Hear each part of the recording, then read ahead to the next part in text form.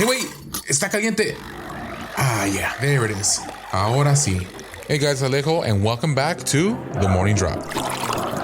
Is Team USA losing in the World Cup due to the Trump curse, karma, or both? In case you haven't heard, Team USA is out of the World Cup after losing 4-1 to Belgium. But their elimination isn't so straightforward. It comes with some drama, as with anything the US is involved in. So around 24 hours prior to the match, Balogun, one of the star players on Team USA, got his 1-game suspension reversed. And sure, a red card can be overturned, but it had been days since Balogun had received a suspension following the US team's match against Bosnia on July 1st. So, why the sudden change of heart from FIFA? Well, President Trump made a few calls, and no, this isn't speculation. He proudly boasted that because of him intervening, Balogun was able to play again. Many US fans were ecstatic to hear the news, but many soccer fans, including US fans as well, felt some type of way, and rightfully so. And let me back up and say that the initial call that got Balogun the red card was questionable, sure. But there are some calls that aren't always the best. It happens, you move on, and Team US was drawing up a game plan without their star. So, when it was announced that Balogun would be eligible to play, there was two schools of thought. Play Balogun and give the US a better chance of winning and advancing in the World Cup because your president got you your star player back, or play without Balogun and prove to the world that you don't need the help of sneaky antics by President Trump to win. And what did Team USA do? They played Balogun, of course, and they lost 4-1. So, soccer fans that care about the integrity of the sport, as well as anyone that hates Trump and the US, were happy with the outcome. So in the end, even with Trump and FIFA making questionable moves, USA come up way short. FIFA's reputation is even more tarnished, and Belgium's victory over the US was so much sweeter. What is up, fam? This is Joel, and I want to talk about a little show called Love Island and why some of us are so obsessed.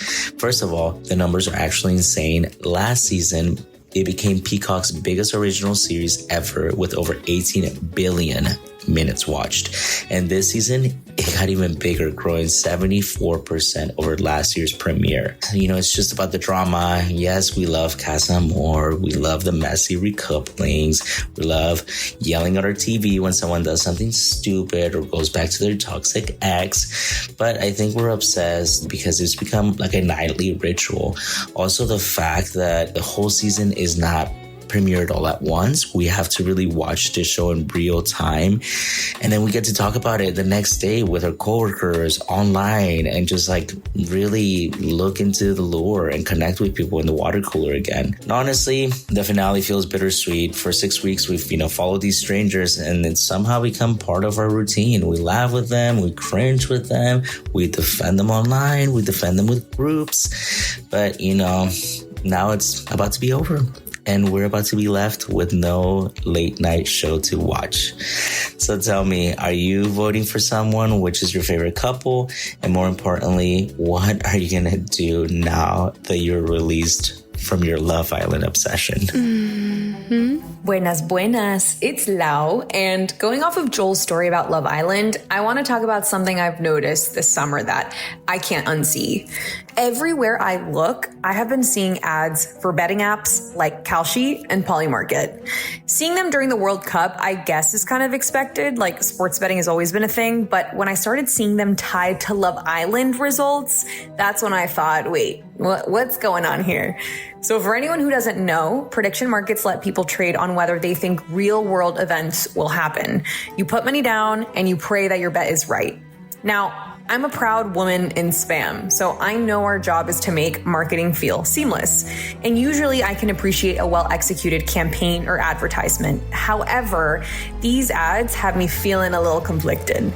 For example, Alex Cooper, host of Call Her Daddy, posted an IG story to her 7.5 million followers about her favorite Love Island couple that was really a Polymarket app promotion without an obvious sponsorship disclosure.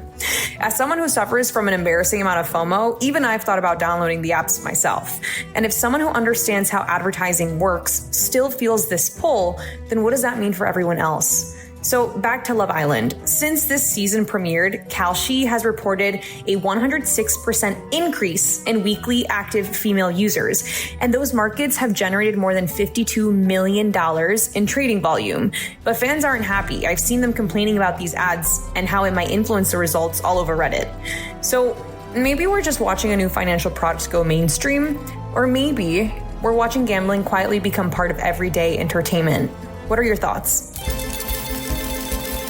Familia Me Too, this is Daniela, and let's catch up, please, because the Argentinian Football Federation, aka the AFA, is under investigation by U.S. federal prosecutors and the FBI over allegations involving potential money laundering, bank fraud, and other financial crimes tied to its U.S. business operations. And no, this isn't the first time the Argentinian Federation has faced corruption and tax investigations before, but it is the first time U.S. federal agents are looking deeper into the AFA's operations. Timing couldn't be worse for the team, as they remain the only South American national team in the World Cup tournament, playing their highly contested game against Switzerland in the quarterfinals Saturday, July 11th. And the scrutiny comes just days after Egyptian head coach Hossam Hassan accused World Cup officials of injustice, following Argentina's controversial round of 16 win, saying it's all about money. They want Messi to stay in the tournament. Lionel Messi is undeniably one of the greatest forces football has seen. And while Messi remains the face of the team, the federation behind La Pulga is now facing yet another investigation over its business practices. According to Argentina's La Nación, the investigation began from the FBI last week, and investigators are looking for the following. They're examining AFA President Claudio Tapia's U.S. financial operations. They're looking at Tour Prod Enter LLC, a Florida company that handled AFA's international commercial revenue from companies like Adidas and Warner, and prosecutors are trying to determine whether those transactions violated U.S. law.